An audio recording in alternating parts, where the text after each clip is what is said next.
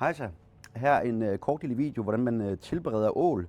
Når I modtager dem fra kødkrogen af, så er der cirka 1 kilo i en pose, og de er frosne. De optøes enten i koldt vand, eller lad dem ligge i køleskabet, til de er optøet. Nu er det her så klar og optøet, så er det vigtigt, at man skærer dem sådan mundrette stykker. Og jeg synes, med de her størrelse ål, som vi sælger, at det er bedst at dele dem op i 4. Man kan eventuelt tage sidste del af halen af, men det synes jeg ikke er nødvendigt. Så er der så det, der skiller vandene meget. Det er så, skal de så vendes i hvedemel, eller skal de vendes i rugmel, eller 50% hvede og rugmel. Nu kommer jeg jo fra Thy af, og der er der i hvert fald stor diskussion omkring, hvordan man gør det. Men jeg synes altså, med de forskellige steder, jeg har arbejdet på, kroer, hoteller og sådan noget, at man helt suverænt får den bedste smag, og man kan smage mest ål ved at bruge 100% hvedemel. Så, men det må op til jer selv, hvad I ønsker. Men her bruger jeg i hvert fald hvedemel. Nu har jeg taget min ål her. Så kan man selvfølgelig tage den der med, at man tager dem op i en pose med hvedemel, og så ryster man, tilfører en lille smule salt og peber. Men nu tager vi den gammeldags metode, hvor vi tager ålene, som så skåret de her fine mundrette stykker, og vender dem i melen.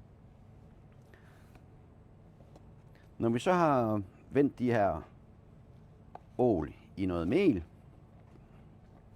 som ja, her er jo ren medmel, ikke? Så fører jeg dem bare over på en tallerken. Og når vi så har været igennem alle de her ål, der så skal steges, jamen så går direkte over til panden.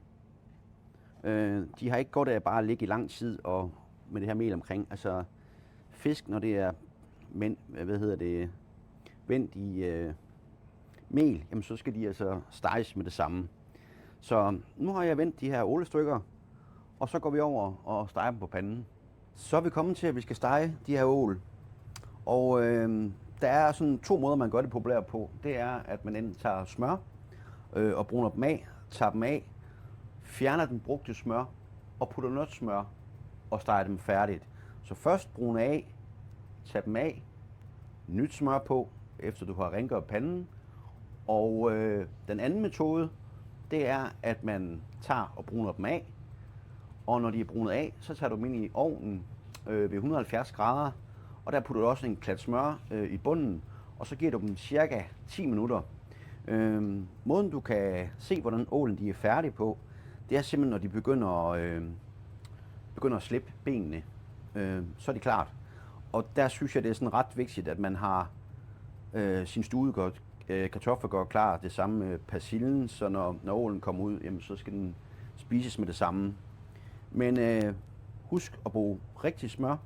Ikke blandingsprodukter som lurpakke eller det stigende. Det skal være rigtig smør, fordi det giver simpelthen bare den bedste smag. Og lige her, når man køber sådan nogle ål her, som jo ikke er sådan super billige, jamen så kan man godt bruge de ekstra penge på at få den rigtige smag fra smøret af, ikke? Så nu er det her induktion, så det går sådan rimelig hurtigt med at få det her smør klart. Det skal sådan set bare lige sådan bruges det værste af, så er vi klar til at lægge ålene på. Men ja, det var så smøret, som så småt er ved at være klar.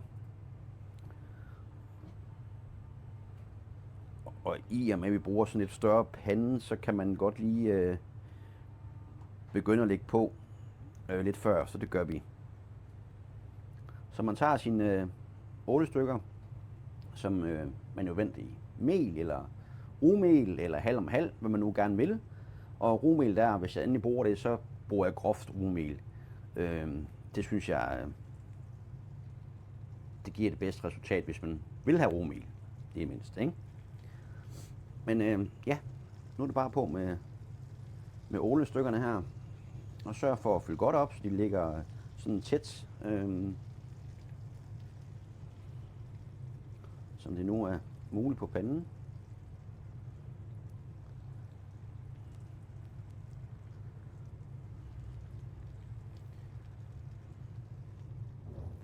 Jeg kan se, at jeg skal lige i gang med at stege en omgang mere, så jeg kan have det sidste ål. Fordi det kommer nok lidt til at knive at få den her op. Men nu har vi i hvert fald ålene på panden, og så skal vi bare lige vente på, at de får noget farve. Så kan I se, så er vi begyndt at få noget farve nu. Det vil sige, at vi er sådan lige klar til at vende første gang. Lad være med at vende 100 gange. Lad dem nu få noget farve. Det gælder lidt som jeres bøffer og sådan noget. Lad nu være med at kigge til dem, før de har fået noget farve lige at bruge ordentligt af, ikke? Og så er der som sagt det der med at lade dem stege færdigt på panden, eller man giver dem de sidste cirka 15 minutter ind i ovnen. Men det handler om, at de er møre, og de er sprøde, og de er lækre. Sådan en ål, der ikke falder fra ben af, det er bestemt ikke lækkert.